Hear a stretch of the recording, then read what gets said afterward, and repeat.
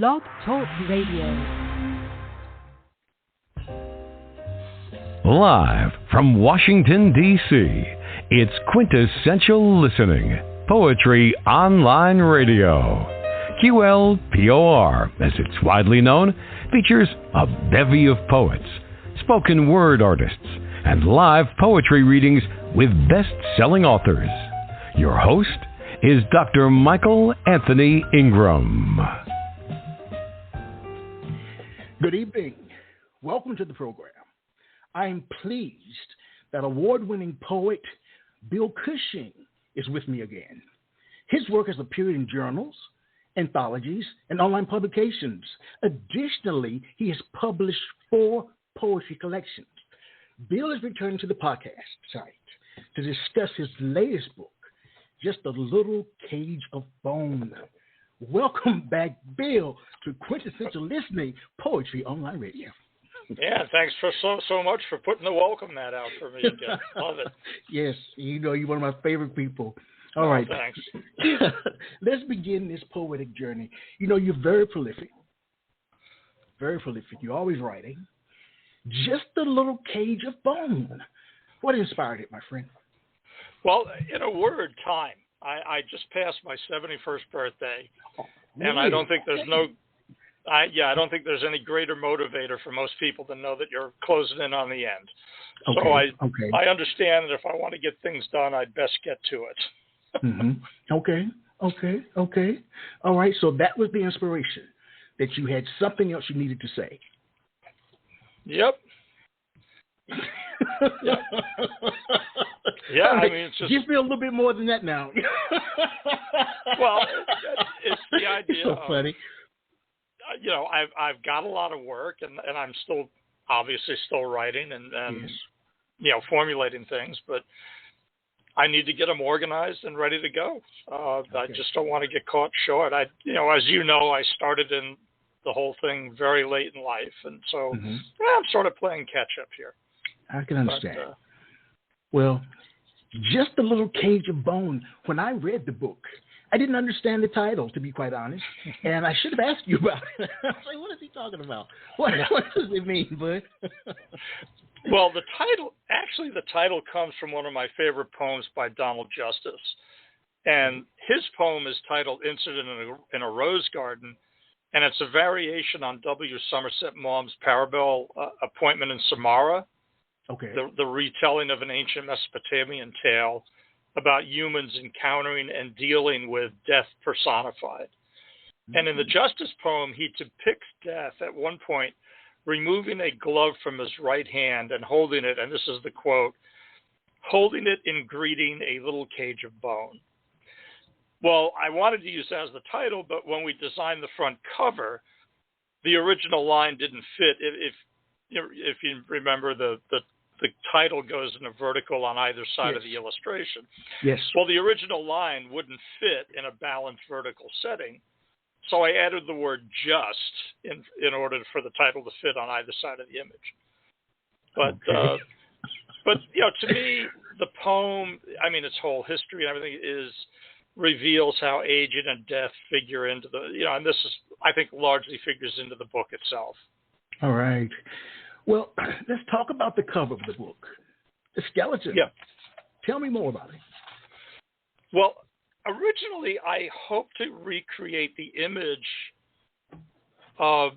depicted in Justice's poem, but the artist I wanted to use was unavailable, so I ended up actually buying the image from an online source. Okay. Which is, by the way, I will, if anybody's looking, it's called Cam Stock Photo. And they proved very reasonable in price. It was only $8 for the usage rights of that image. Oh, that's really good. Now, I will add, it can cost me more if I sell over 500,000 copies. Okay. I will happily pay that extra fee. So there's a challenge to everyone. Buy enough books to force me to pay more money. I will be more than happy. but no, they were very... They had a wide selection of stuff, and when I saw the price, I was like, oh, "This is nothing." At $8, that's Mark's with a really cup good. of coffee these days. Yeah. And by the way, I do sort of want to give a shout out to Paul Gilliland, who is the driving force behind Southern Arizona Press, because he was very open and accommodating, as well as being very quick to act, as you well know. Yes. Without sacrificing quality in the name of speed. I mean, I would really recommend his press to any poets looking for a venue. I was amazed with how well it went. Southern Arizona Press. Mm-hmm. All right, very nice. As you think about this book, what are some of the predominant themes that you talk about, that you write about? Well, in many ways, it kind of goes back to my first book. It is about my life, both personally and peripherally. I mean, history comes into play quite a bit, among other topics. But I think this book is kind of both autobiographical and at the same time observational, in that, yeah, I cover a lot of my own experiences, but I also cover others' experiences, obviously, from my point of view. Okay. So it's a little bit of everything, but mostly my life, I would say. You know, as I read through it, as I thought about your life and the things you've gone through, there's so many different things, man. Many different things. And it was just an incredible read, to be quite honest. Oh, thanks. It really was. I mean, I read a lot of poetry books, collections, and it was nice to read. Well written. Very, very nice. Well, everyone, this is what you've been waiting for. It's time to hear Bill Cushing read from Just a Little Cage of Bone. All right, my friend, you're on. Okay, so I'll actually start with the opening piece, which is Virulent Evolution.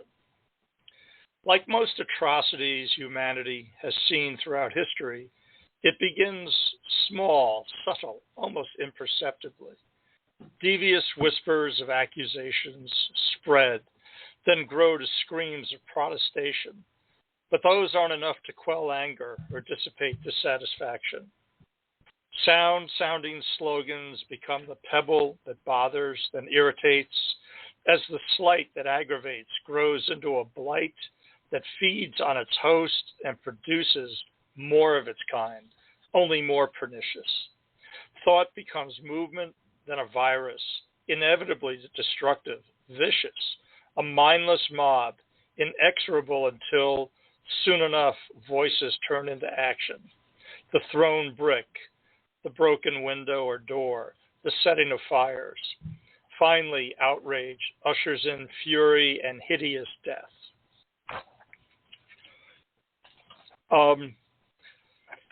One of the things that the second poem is called A Prayer to Reject Sanctuary. And this is actually two of the pieces from this opening set are about my father in many ways. But this is called A Prayer to Reject Sanctuary. Let me live alive, unnumbed by the sedative of too much comfort, too much security. Let the pain of age and isolation sharpen my senses, hone my soul into a spear tip of exploration, excommunicated from the swaddling of outside help. Keeping children safe presents its own danger. I was battered and bent, dented in 1,000 ways. Past damage altered me. Every scrape and scar, each cut or burn, ordained me into the one I became. And what I'll do is go right to the other one about, and this is very directly about my dad. It's called A Brief Eulogy for an Atheist. Death is a part of life, say the living, yet many people will bear burdens to get one extra day. One reason to admire my father, a man whose creed rejected even the notion of an afterlife, then turned down a chance to go on since it meant he'd have to exist unable to engage in the company of people. These next two are actually very autobiographical. The first one is actually about, just to explain, when you hear the term pit snipes. Pit snipes are what the Navy calls the engineering department, which is, I served as an electrician, so I was part of the pit snipes. We're the ones down below, and this is what this is about. It's called Fighting Gods and Nature Below the Waterline.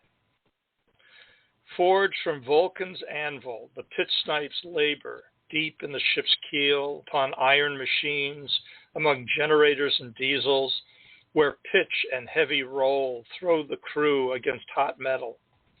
Invaded by thick heated oil that floods bilges, nostrils flare in futile protest, and they taste acrid grease on dry tongues. They hear every creak and groan of steel as valves grind, reduction gears rattle and grunt, beat back mounting pressure while the screech of whistling steam from boilers pierces the enclave of this clattering and clanking underworld. These are not the ones who take fire, they live in it, containing furnaces while generating enough energy to drive the vessel. Its spinning shaft propels the ship above and pierces the seat of Poseidon's power. And the last one I'll read of this set is very autobiographical. And if anybody's listening from my old hometown, they will certainly recognize this guy. This is called First Work. At 10, I sought my first paycheck from Mr. Kunstler, the old man across the street wheezing on a porch stoop, laid low by emphysema. I'd hear his body struggle, trying to sing songs he'd sung when young, now chained to heavy tanks to inflate his lungs. Each Saturday, he'd sit behind a roll-top desk, retrieve his ledger to sign the check I earned dragging their 2 metal trash cans to the curb 3 times a week. When needed, I cut the grass, shoveled snow from the walk.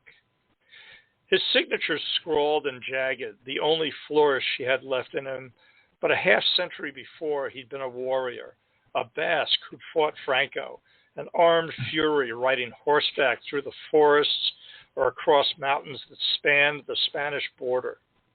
On days he wasn't hindered by breathlessness, he'd recall those years, invading the plains, then sleeping on stone beds, or hiding, huddled around clandestine fires, set after scaling those coastal steps.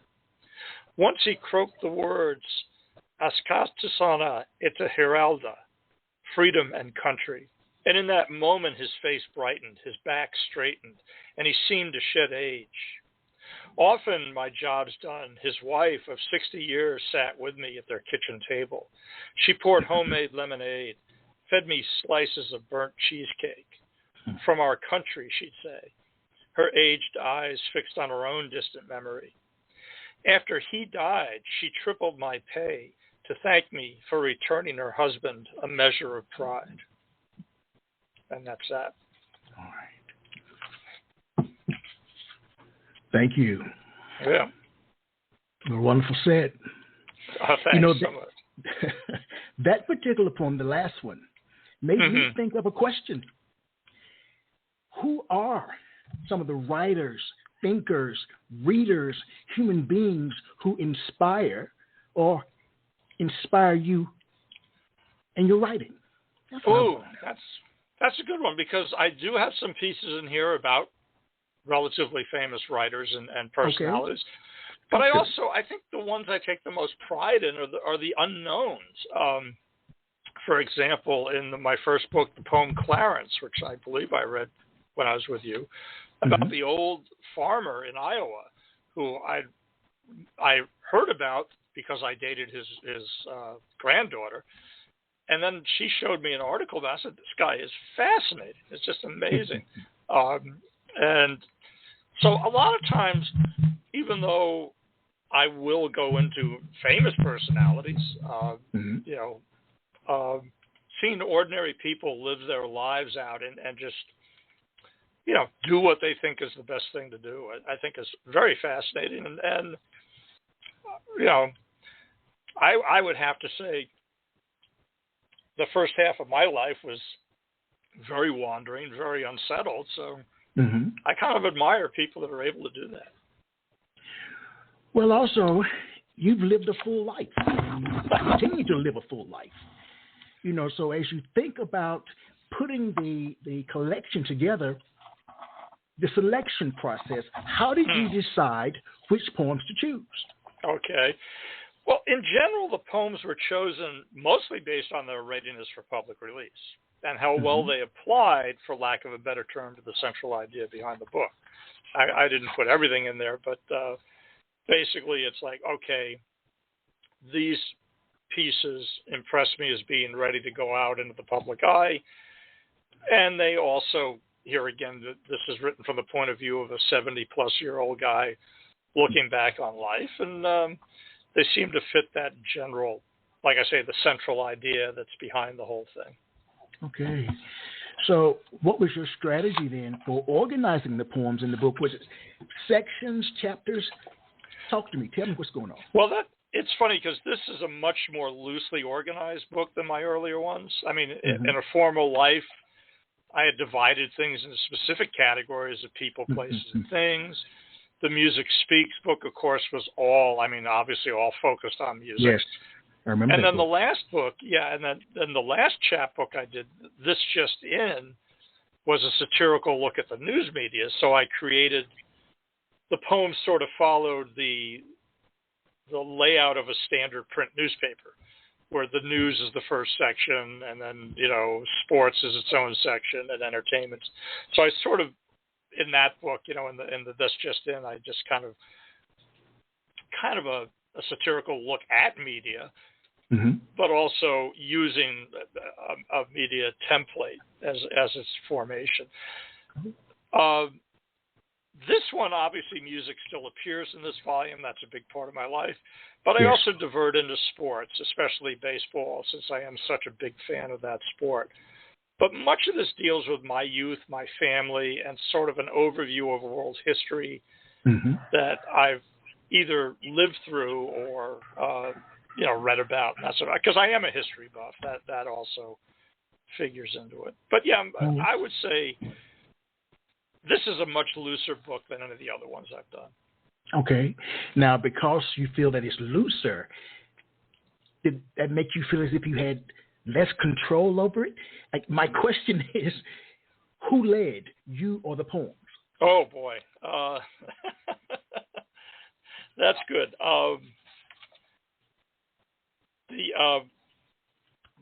I would say, okay, if you look at and some of the poems, like when I write a poem, First Work was presenting my own memories and impressions. So I guess in that case, I led the poem. Okay. A lot like the Miles Davis piece in my first book, where, if you recall that one. But in the case of the brief eulogy, that grew out of blending and organizing a collection of images in my journals. So the poem led me, and also, and one of the poems I will read later is called Playing Ball in the Hereafter. Well, that was a direct result of the close timing of the deaths of Hank Aaron and Don Sutton. All right. So it was kind of, what if those two guys were able to meet, in the afterlife and play ball? So, it's interesting because, sometimes I lead the poem because it's something I want to get across, but other times the subject just grabs hold, and it's like, okay, I got to go wherever this thing leads me. All right. I like that. Please share some more of your work. Sure. And, well, let me go ahead and I'll go ahead and do that. I'll start with one of my favorite earlier poems. Actually, this is just showing up in a book form this time, but I wrote this long ago, and I think it'll be pretty obvious who it is. This is called Kareem. It took 40 years of aging to get you to leave the court, yet rather than older, you are taller, towering over everyone before and probably everyone who will ever come to play. I was just learning the game when I first heard the name, Lou Alcindor, one of only 3 who could leap and reach over the top of the boards to touch the back. The other 2 were Russell and Wilt, and you were still in school. You kept the strength of the big man inside, blocking shots, driving powerful and smooth as a Coltrane solo. Then you changed your name after you changed the game forever. From layups to untippable skyhooks, shots leaving the wrist from outside the key in an arc so graceful and perfect they surpassed pyramids, lunar landings, maybe even resurrections. And then the other one I wanted to get into, the next two actually. This is the sports section, I guess, if there is one. I mentioned this earlier, is the last Brooklyn Dodger. And this is January 9th, 2021. Lasorda's at his heavenly rendezvous, his heart giving its final drop of blue. He became a foul-mouthed savior and then his team's ambassador. Still, before Brooklyn was a borough, the team began by making heroes. When Jackie broke the racial limit, the Dodgers forced all sports to pivot. Then a Moses drove them to exile by denying them space. And meanwhile, as bridegrooms to the Yankees, O'Malley packed up the team to leave. Departing Brooklyn with a series ring, they bid Tommy adieu with the same thing. This is one, these next two are musical oriented, and the first one is, this is absolutely autobiographical. This is called Surviving Adagio for Strings.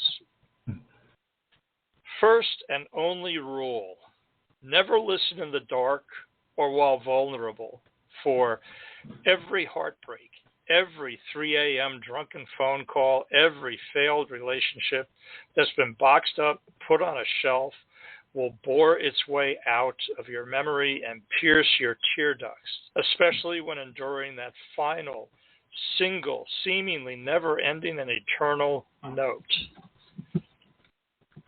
And the next one is, and this here again goes back to what I said before about the famous and the not-so-famous. I'll go from Samuel Barber to somebody I've never met and don't know. Right. But this is called Tenor in the Pipeline. Wearing a ball cap, fleece jacket, and cuffed jeans, the man with a ponytail hunches at one end of a galvanized tube, topped by a half-drunk bottle of beer. Tapping a dirty work boot, he plays his tenor sax.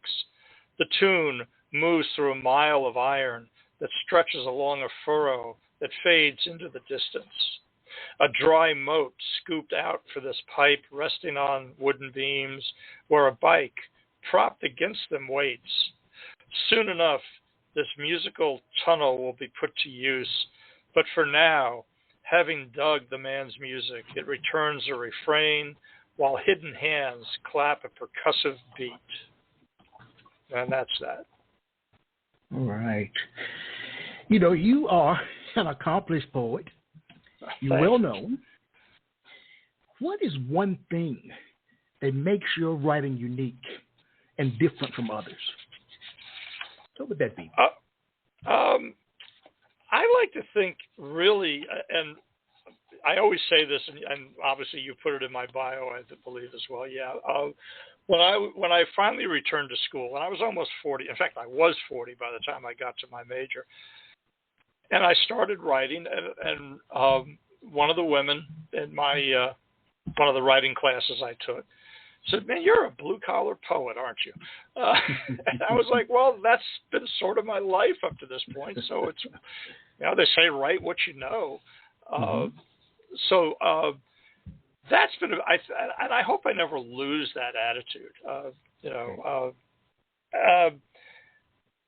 It's funny too because I also, I don't know, I like to convey other points of view because here again, once again going back to my days at the university, and one of the other people in the class once asked me, I said, "Well, religion seems to be a big thing with your work," and that has been pointed out. And it's like, yeah, but I'm not that religious. But religion in and of itself is a very interesting topic to me. So it's only natural it'll be a topic of conversation. the titles of your poem I found to be quite interesting. So what I'd like you to do for the general audience tonight, please share the titles of 5 poems in the book. Okay.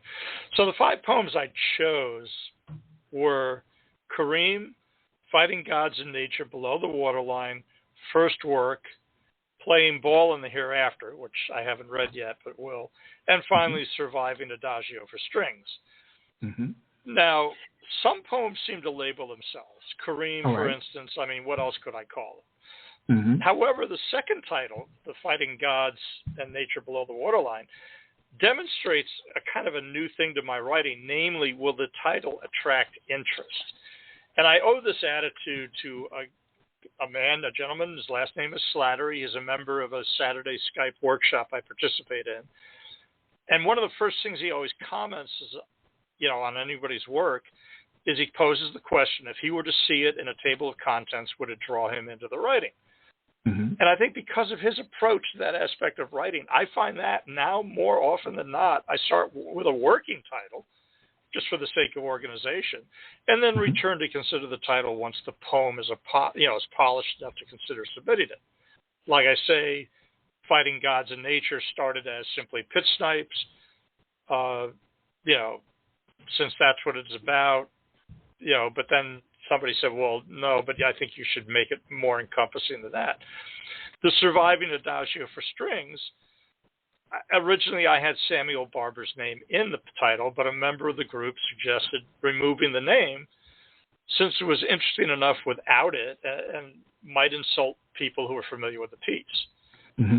Oddly enough, the other 2, the First Work and Playing Ball in the Hereafter, pretty much presented themselves before the writing process even began. The First Work, I think you might know that Chuck Corpusciero and I work together. He's a musician. I read, and yes, I do. We grew up across the street from each other in New York, and we were talking about the old neighborhood. And I told him, I said, my first job was with Mr. Kunstler. He goes, oh my God, I remember him.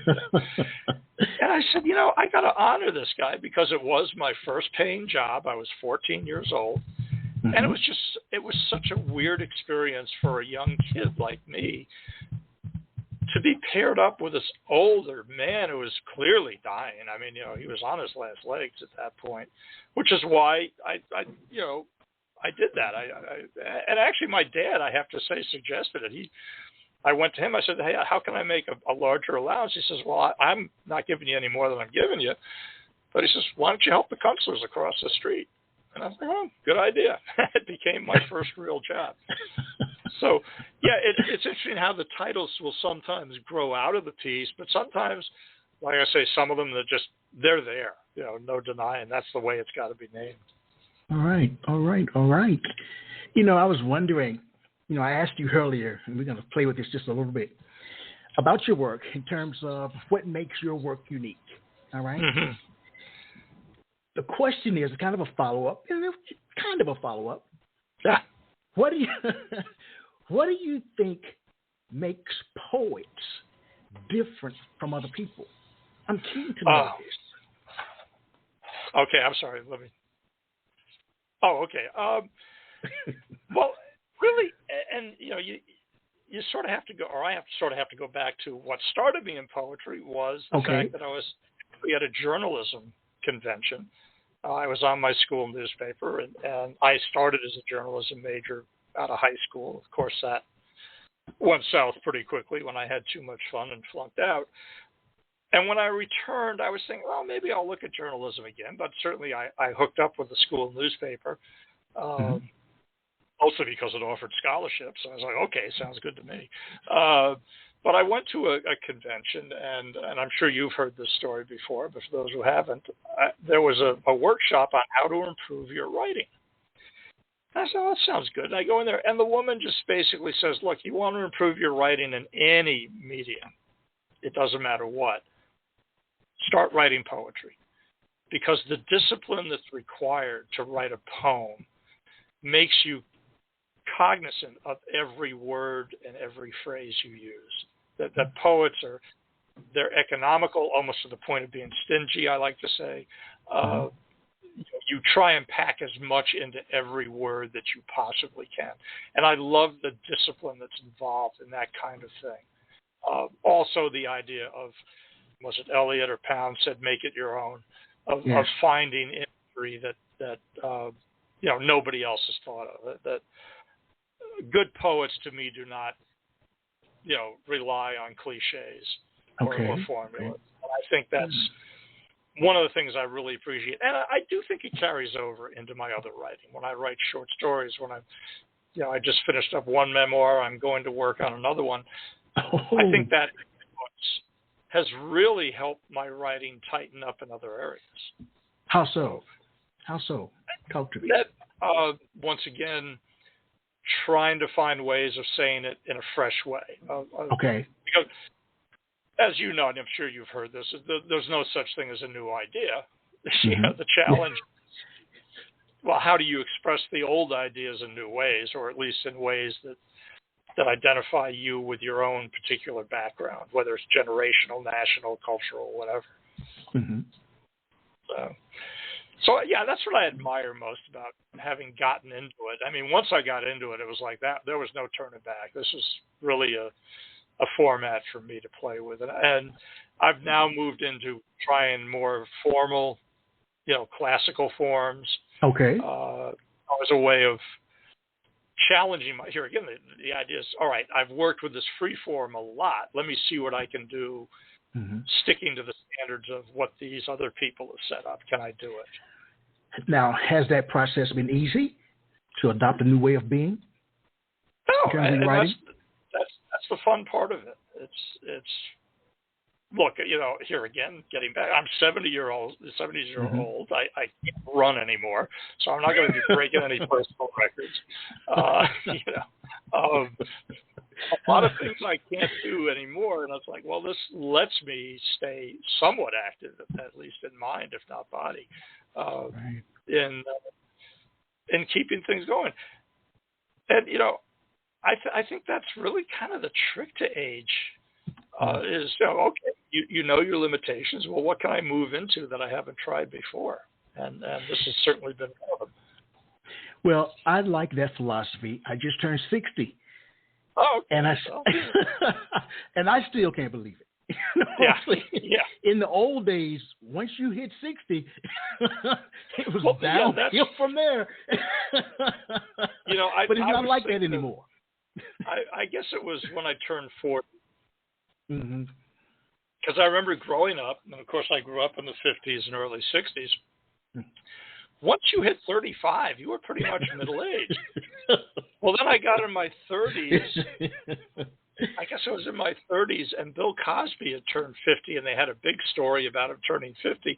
But the headline on the story was middle-aged and such. I said, well, great, now 50's middle-aged. So, I'm never going to be middle-aged because every time I get close to it, they keep pushing it back. So I was hoping that would hold. Obviously, it's not. But well, let's take a brief break, and we'll be right back. Sure.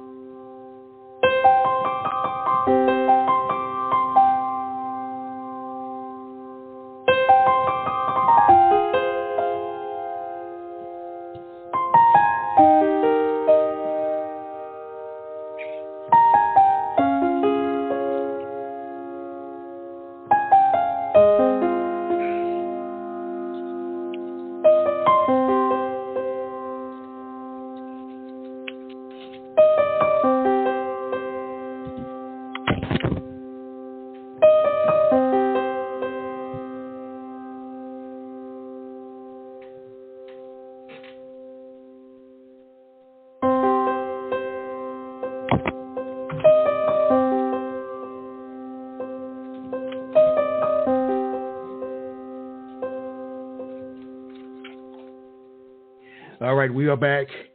I'm here with one of my favorite poets, Bill Cushing. Please share some more of your work. Oh, okay. Well, let me. Where am I here? Sorry. Well, let me go to this batch here. First one is called A Question of Longing. Gone already? Forever? Well, I wanted forever. Souvenirs and scrapbooks and drawers, bare bones, evidence of failure. Ticket stubs to La Traviata. I wish it had been Wagner. I could have been with you that much longer. Others, one whole, one torn, from the show I saw alone. There's a picture in my wallet. A friend, a woman, told me that being there is really making it. I don't dare remove it. I don't want to see it. I do, actually, but looking at your image, smiling, hair falling over shoulders, holding the son I never had, won't bring you any nearer nor put you any further. And it's as close as I ever got to you. This one is called Resurrection of Ponce. The push of volcanic eruptions created this fabric of rocky land between ocean and the Caribbean. Its people now jarred by shifting plates of earth, being battered after so much damage. First Hugo, then Maria, now Ian. The stress of collapsed buildings rattled the people, broken yet undefeated, who will reach back to their indigenous Taino roots. Ponce, cradle of native art, will rise from rubble, return to Isla del Encanto. And this is observations of 4 modern women. Sheila, riding a bus, her lean body draped on a loose frame, her female figure wrapped in work clothes, feet dappled by a thin dusting of cement on steel-toed boots after her day operating a backhoe. Her hair hides under a red paisley bandana, but for one stray cornrow. Another rider detects the patina of her day's work in the sweat coating her skin. His nostrils flare, hoping to hold her, this child of Ghana. Karin, hair standing at outlandish angles, she tries to achieve the statuesque, and that is precisely what she portrays. A beautiful, painted and polished porcelain figure that, at the slightest movement, smile, or grimace, would break and crack, demolished into shards of broken perfection to lay on the ground. Mishkan, black hair curls flowing over a moon-shaped ivory face, smooth as marble, a paragon of Afghani beauty. She is untouchable by virtue of cultural rigor. Melody, she dances smiling, hair bobbing on a head seemingly unattached, as if spring mounted to her body. At the end, her applause is too long, her shrieks too bawdy, too loud, too alone. Feeding ritual, and I do want to give a shout out to a very young woman I know, Mele Condren. She's the daughter of a friend of mine, and she is a young actress, and this was based on a movie she was in that this thing came out of. It's called Feeding Ritual. To help him cling to life, she postpones her own. A tube grows from his side, a sapling's trunk that pumps pulpy food into him. She serves this sacrament twice daily, then washes away her tears as she washes out the hose that allows her father to breathe. And finally, mirrored images, and this one is very autobiographical. It's the last image of my sister and mother that I have, and it's called Mirrored Images. 2 women sit, threading fingers, intertwining generations. Hands weave like vines of ivy, crawling along an ancient tree. The mother, withered, infirm, droops in the chair as she stares. At the other, her eyes vacant, coated by the film of age. The daughter, vibrant, lively, rests soft palms over gnarled skin that sags above bony fingers, knuckles stiffened by arthritis. So now the parent, now docile, becomes nurtured by the child. And that's the end of that. Wow. Bill, has a poem you've written ever humbled or frightened you? Ooh, that's a good one. I think probably the one out of this book that I feel the most personally connected to is that first work. Okay. You know, that memory of Mr. Kunstler. Mm-hmm. I think in the first book it was the one Gabriel's Coming, about our son who was born with multiple disabilities, and just, you know, the fact that this was now our reality. Yes. You know, was one that affected me quite a bit. So, yeah, those would be the two that I would pick right off the bat. Mm-hmm. Does it hurt you to write poetry? Why or why not? I think, you know, one of the things I found is that writing, it's become cathartic, if anything. Now, you will go through pain on the writing, but having come through the writing, and like I say, just talking about the memoir I'm now revamping, the one I'm undertaking now, is about my late wife and our dealing with cancer, which she died from very young.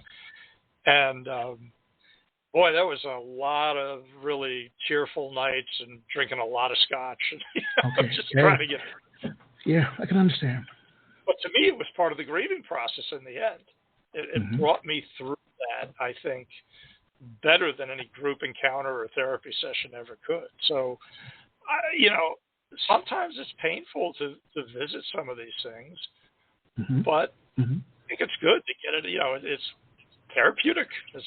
You know, and that's certainly, I'm not the first one to say that, but you know, it is. And then, I believe it as well. Now, with this particular book, are you hoping the book resonates with a broad range of readers, or are you targeting a specific audience? I would have to say, obviously, I want to go to as wide a set of readers as I possibly can. Obviously, it's written from my point of view, so it's, you know, it is mine. It's that of an aging man looking back on life.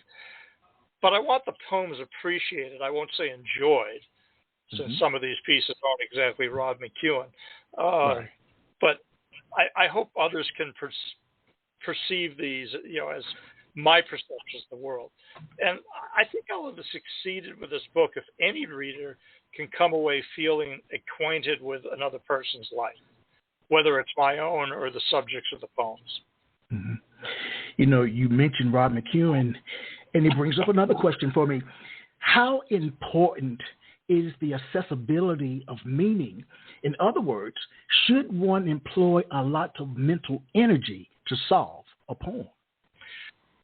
I think the best poems work on the most basic to the most difficult level. And I always liked a very good friend of mine I really admire his poetry, Christian Golson. He once said, "I want the cleaning lady to be able to read my stuff and say, yeah, I get." And I really enjoyed, I think one of the nicest reviews I got on my first book was, you know, several of my high school classmates bought copies just to kind of help me out and sell some copies, you know.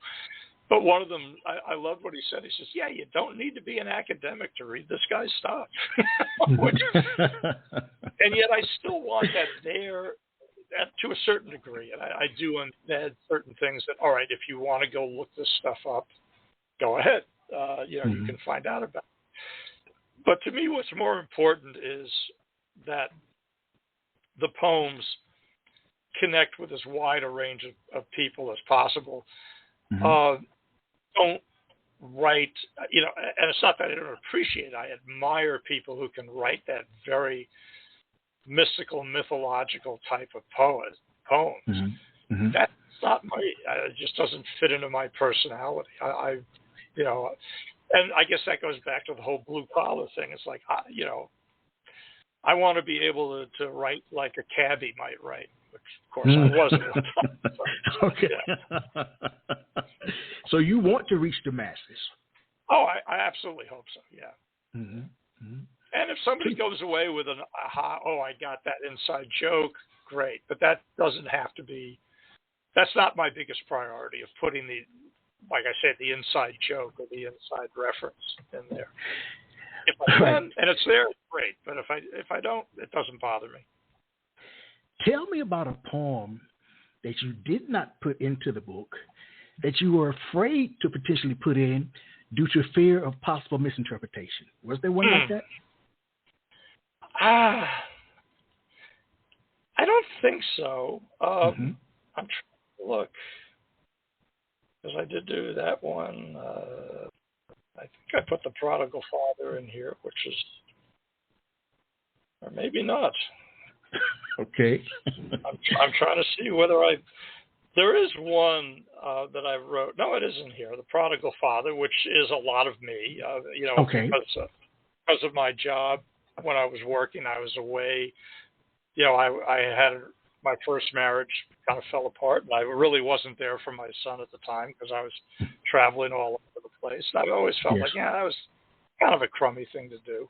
But, it happened, and so I sort of reversed the prodigal son, and I became the prodigal father. But at any rate, I'm trying to think, because there's some I'm still working on, obviously, but I think I want to get them all out at some point. So I can't think of it's that personally difficult that I can't talk about it. You know what I mean? I mean, maybe it's not at the page I want it right now. All right. Please share some more from your book. Okay. Well, let me see. Well, let me go with this. I'll go with this is one of the ones that I wrote about somebody famous. It's called Shaman on Wheels, and it's for John Gardner, and I'm referring to John Gardner, the American, not the British. The British Gardner wrote mysteries. The American wrote many other things. But this Shaman on Wheels. Waking to snow thick as white paint, freshly applied to the ground but smudged with tire tracks, boot prints that took us to Batavia, as well as other places, Greece, Sweden, Scandia, Vermont. An American mythologist, you could give the beast perspective, show us a laughing philosopher debating Socrates, or document a warrior hunting to kill the devil. You were a wild man who proved more moral than any priest, shaman, elder, or cleric. Once I grew my hair long as drapery, spilling over shoulders as yours, but mine was too generic, in contrast to your silvery mane, locks reflected in the steel side pipes of the motorcycle you straddled on a mountain in Pennsylvania, the one that you rode into Asgard. This one I really enjoy, and if anybody's seen the picture of that rock formation in Iceland, that's where this comes from. It's called an elephant in Iceland. Wrinkled layers of water-cooled basalt, which for 6 months erupted as lava to pour from Hilgefell, the hill of fire. Slumbering on an island that sits and splits itself between the tectonic plates of Eurasia and the Americas. Does the beast that created new land from crushed buildings and ash sleep as it faces seaward, or is it drinking the waters swirling off the shore, eddying along the home island? Perhaps this igneous pachyderm intends to swim to sea. Another Puerto Rican poem, Las Carabas. Plank by plank, the snowy egret approaches, stalking a crushed milk carton, as a sliver of moon drops, waiting between the fading light of today and the dropping of night's velvet curtain that reveals an array of stars uncensored by the glow of shopping centers. A chorus of cokies playing percussion ushers in morning. This one is actually a sports poem in a way, but not the athletes so much. This is called Punters at the Track. Dressed in silks, the four horsemen approached the stalls, jogging to their call in steady gait to wait for the crack of a starter's pistol. Then the maelstrom, frenzied heartbeats, quickening blood, pulses in necks outstretched as front runners spray the field with clods of dirt and streaking mud as they round each turn, digging in, running the furlongs. In the stands, bettors clench paper dreams, scatter cigar ashes from pumping fists, touting their wagers, playing long odds, trying to even things up. The field finishes in equine sweat, lunging through the chute to affirm who's better on the bit. And this last one for this set is, I always wanted to write about the haka, that traditional dance or warrior dance, and it really didn't click with me until, the title of the poem is Haka. It was written March 2022 to honor Ukraine. Defeat birthed these primal tribesmen. Harsh turmoil raised them, so they began celebrating life with clenched fists that hammered chests, then opened to slap forearms. Blue scars from youth form patterns. Swirls and spirals grow from spacious faces, enlarged by eyes that bulge, by cheeks that widen, by tongues that snake over jutting jaws. The air shimmers from muscular vibrations. They leap and stamp side to side, slap the ground in defiant rage, a sharp dance that displays fury for at least one more day. The warriors offer unbroken stares, challenge anyone who dares engage. Take my head, gnaw on my bones, suck the marrow, but never doubt what ferocity will return to you. And that's the end of that. Wow. You know, when I listen to you share your work, I feel like you breathe life into poetry. Now, there are those out there who believe poetry is dying. What do you think about that statement? Is it dying? Maybe it's dead and we don't know it. I don't know. Let's be real. It's not the biggest market in the world, but I don't think it will ever die. I think it's kind of built into our bones. Mm-hmm. Because there's a rhythm, there's a meter, there's something going on that's primal in poetry, and I think that's what makes it survive. I'm wondering how many times that statement has been said that, poetry's dying, what's the point? But yeah. I think it's the first written form that most children get interested in. Mm-hmm. And it kind of stays with us. If anything, I think what might ruin poetry for most people is the academic side, where we try and infuse so much into it that it makes it. I'm a big fan of opera. Now, most people look at that and go, "How can you?" It's a great medium for performance. I mean, you've got the music, you've got the singing, you've got the acting, you've got the story, you've got the set design. I mean, it's a combination of everything. In fact, I've always said that my favorite musical is Les Mis, and I insisted it's an opera. It's not a musical. It's just easier to sell tickets to a musical. So they said, it's a musical. But if you've ever seen the show, and I'm referring now to the stage performance, stay away from the movie. Sorry, and I was so comfortable. But if you ever see it on stage, I mean, there's not a spoken word of dialogue in the whole thing. There is the leitmotif. There is the standards of, you have the sopranos, you have the altos, you have the tenors. I mean, it's a standard opera.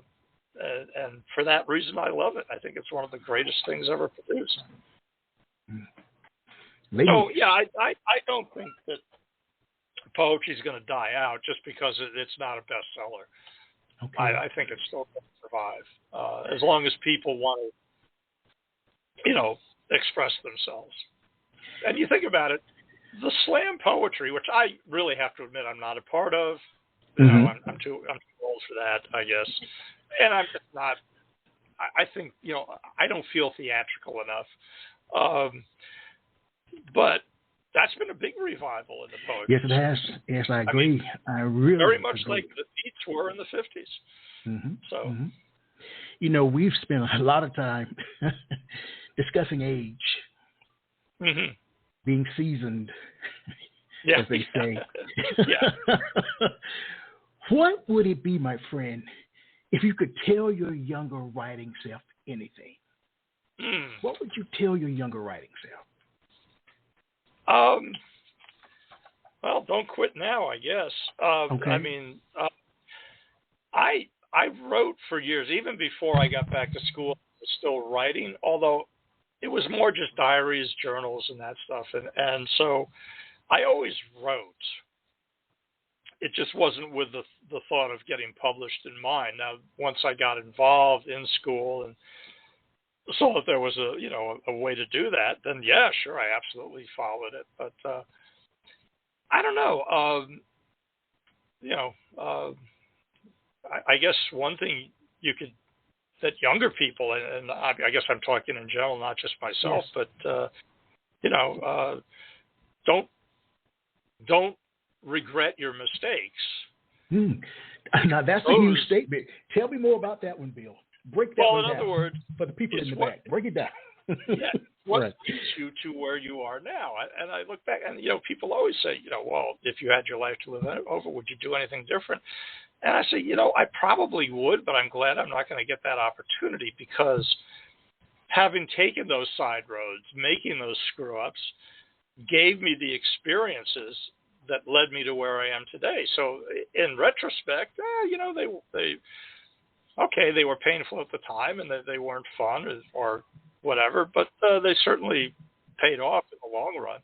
And yeah, I think a really good example is funny, because when I was at the university, the university president had to step down because of a personal problem he had. And I won't go into the details of stuff, but I remember when they were looking for the new president, all the talk was well, yeah, we got to get somebody who's like absolutely solid background, no flaws. Well, listen, I don't really know if I want somebody running things that hasn't scraped their knees once in a while. I think what is it? Experience is the wisdom you get from screwing up, but you got to do the screw up to get the wisdom. Yeah, I think, that notion of, don't worry about what you screwed up on, just use it to improve what you're going through now. I don't think you read my favorite poem from the book. Okay. It's the one about the person being beaten on the playground, and there are other people who've gone through the same thing in their lives. You know that particular one? Let's see. I wish I had the book in front of me. Is it that's Shadows Over Suns is more about, let's see. It was just such a powerful message that we go through things in our lives, and they're not always good. Sometimes there are bullies that causes difficulty. Yeah. Life itself can be a bully, if you think about it. Yeah, well, yeah. Well, that's,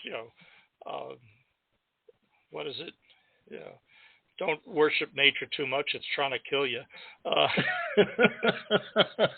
Well, if you can't find it, that's fine. Yeah. It's a wonderful, wonderful piece.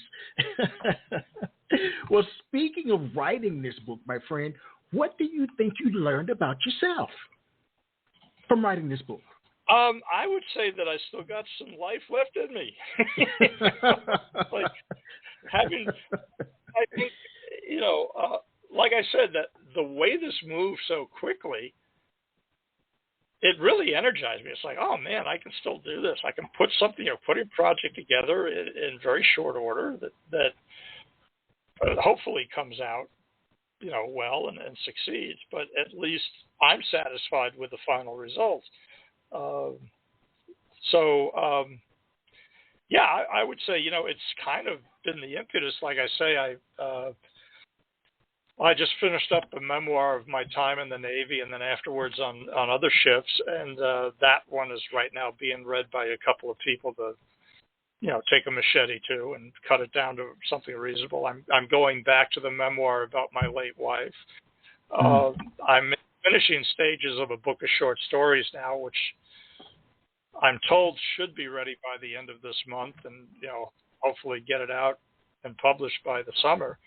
Okay. So I think having done this is like, okay, it's I'm not working anymore. I'm retired. Even, yes, I still teach now and again, but, not on a regular basis. So it's been, the first part of retirement was mostly, okay, now I can get back to these projects. But now I'm finding that, this is great. This is, giving me the impetus to keep going and keep trying to write. I've always admired, I don't know if you know Henry Roth, he's the guy who wrote Call It Sleep, and disappeared in the 40s from life entirely, and then came back in the 90s, and he was in his 80s at that time, and he said, well, I'm back and ready to write again, and he had 6 novels underway at that time. Now, he only lived long enough to produce 3 of them. But I was like, that's amazing to think. And they were wonderful. Just as great as his stuff in the 30s and 40s was, the newer stuff was just as good, maybe even better in some ways. And that's, and by the way, that's one of the things, The Last Shaman is about John Gardner. I think most writers don't hit their stride till they're in their 50s. And I keep thinking, Gardner died at 49. It's kind of like it's kind of like, to me, Jimi Hendrix. Just think if he had lived further with what music he would have produced. And it's the same thing with Gardner. I look at his stuff like, oh my God, the guy was great, and he hadn't even really hit his stride yet. To me, because to me, most writers, you do need some age to really be able to look at yourself objectively and, be able to dredge up some of that stuff you couldn't approach before. I found the poem. Okay. I don't think you've read it tonight because I would have heard these lines. There's one line. It's a prayer to reject sanctuary. Oh, okay. And I thought I did read it. You couldn't have, because maybe I skipped it. I thought I had. I don't know, but the line is, good people out there, every scrape and scar, cut and burn, ordained me into who I became. That's what I became. Yes, that's just so powerful. It was visceral. I mean, it made actually chills when I read that, because you're right. Every scar, every scrape, cut, burn, shapes us into who we are. Yeah. It's you're not going to be perfect anyway. No sense in trying. But also, I think, having done this, done that, it taught me a lot.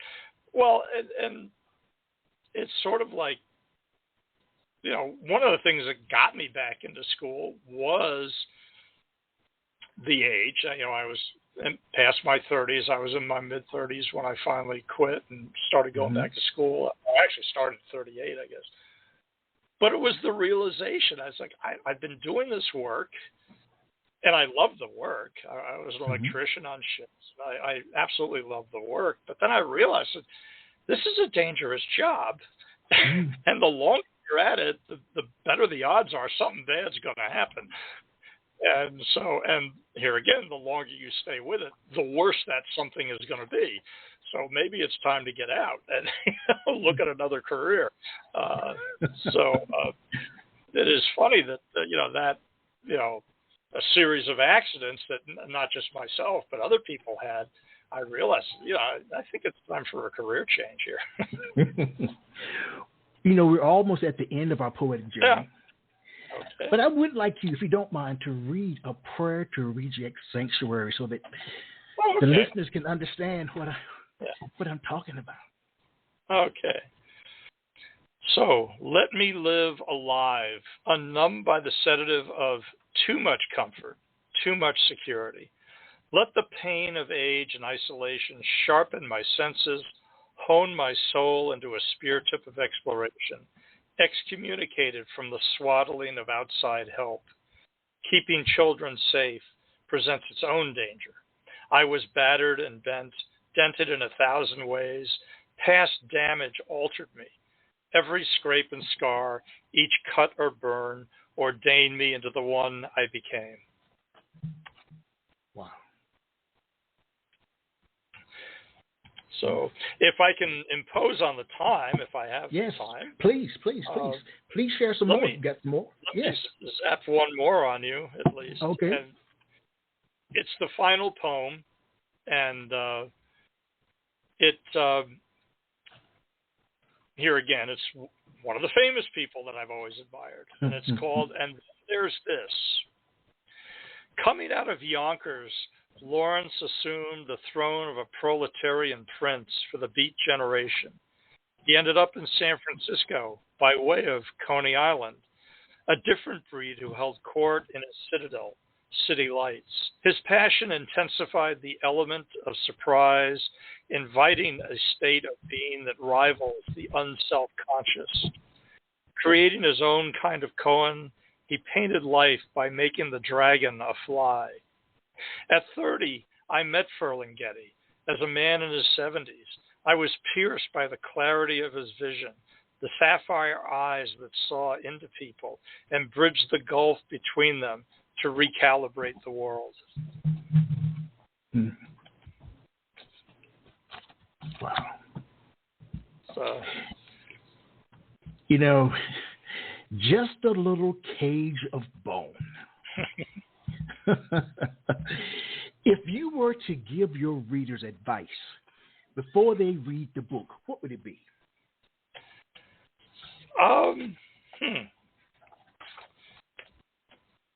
Well, I would say, let me say this. The only reason I don't like the question is that it assumes I'm in a position of authority. Okay. And I'm trying to hawk books here. But it's your book. However, I hope that some pieces here, especially those using names or terminology readers might not know, will interest them enough to learn more about what I reference on those pages. Mm-hmm. That's not action I can demand, since it depends on the reader's interest. But my task is to interest them enough to want to learn about those things. Yes. I think that's, hopefully people will take a look, and if they see something of interest, they'll dive deeper into the history behind it, and, or, who named or whatever. Well, speaking of that, how can you be reached? Well, I think you put if not, I always welcome putting my Yahoo email on, which is the Pisces Poet, all one word, the astrological sign of poet at yahoo.com. The book is available on Amazon, as are the other ones, I believe. I think Music Speaks is a little harder to find now, but it can be certainly gotten directly from me. But the book is on Amazon. But anybody in the SoCal region, though, I've got several readings coming up. So all right. I'll be there with books and So you talked about a number of projects. I guess I want to know again, what's next for you creatively, like in the next month or so? Anything coming up right now? Well, like I say, I have the manuscript being read for revisions. That was a 2-year project. I've really returned to the draft of the memoir about my late wife's passing to cancer, and that's titled Counting Down the Breaths, which needs some retooling. And, of course, I'm still knee-deep in writing new poems, so I hope to have another book out at some point, but probably a year or more, I would say. Obviously I'm going to keep sending work out, but as far as putting a volume together, I'm hoping Counting Down the Breaths that I'll be done by February. and ready to revise. Yeah, that would be a reasonable. And the only reason I say that, I may be done earlier, but when I was doing the book that's now under revision, the memoir about my time on ships, I kept saying, well, I'll have it done by this time. And then I went, no, I got to add this. And then, well, I'll have it done by then. Nope. It ended up taking me 2 years to write. And I'm thinking, another 4 or 5 months to revise and then start getting it out. Mm-hmm. So I'm hoping.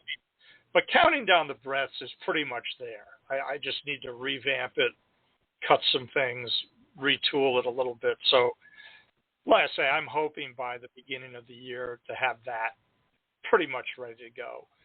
And like I say, in the meantime, of course, I'm still writing poetry. All right. I try and get at least one every other week out there in the workshop. So. Well, I want to thank you for joining me. I thoroughly enjoy our conversations. I learn so much, and I admire you so much because you were one of the first people to believe in me enough to be on my show. I just checked it back in 2018, September 2000, and this is your 4th time being here now. So, so that makes me feel good. What is it? Bad cold. Just don't go away, right? We'll talk about that later. But I'm always, I'm honored that you'll give me the time, and I think your voice is a good one to have out there. I mean, remember I've heard some of your work too. You sat in on some of the reading I've had, so Now I also feature on this show short story writers in general. So when your next book is published, that one, come on back. Like I say, the woman who's working on it told me the last email I got was last week. She says, hopefully by the end of April, it'll be ready in ebook form. Cyberwit, who did the This Just In book, they're willing to look at it. I think they'll probably go for it. That one is called The Commies Come to Waterton. All right. Which is one of the titles of one of the stories in there. And like the poems, it's very autobiographical in many ways. I mean, some of the short stories are pure fiction. But even the one, for example, one of the stories is called Men of Troy, Hoi Polloi. Right. It's about the Trojan War from the point of view of the grunts, not the generals and the kings and the gods. It's about the guys who are actually fighting. Yeah. So obviously it's somewhat autobiographical because I was enlisted. These guys most of them were drafted. But I will certainly remember that. Yeah, please, I'll make sure you remember because I'll say, hey, I saw your book on a shelf on Amazon. Come on back. All right, then. Well, thank you, Bill, for sharing your wonderful work. Again, everyone, go out and purchase Just a Little Cage of Bone. And I'll throw in at $7, such a deal. And he will too. Yeah. All right, everyone. Thank you for tuning in. Thank you, Bill. Thank you. Yeah, thanks so much. All right. And as I share with everyone every time we're together, let poetry ring somewhere throughout the land. Good night, everybody. Good night, Bill. Thanks so much. Bye-bye. Quintessential Listening, Poetry Online Radio, is available on iTunes, Spotify, SoundCloud, and Stitcher. You can also check out the website at qlpor.com.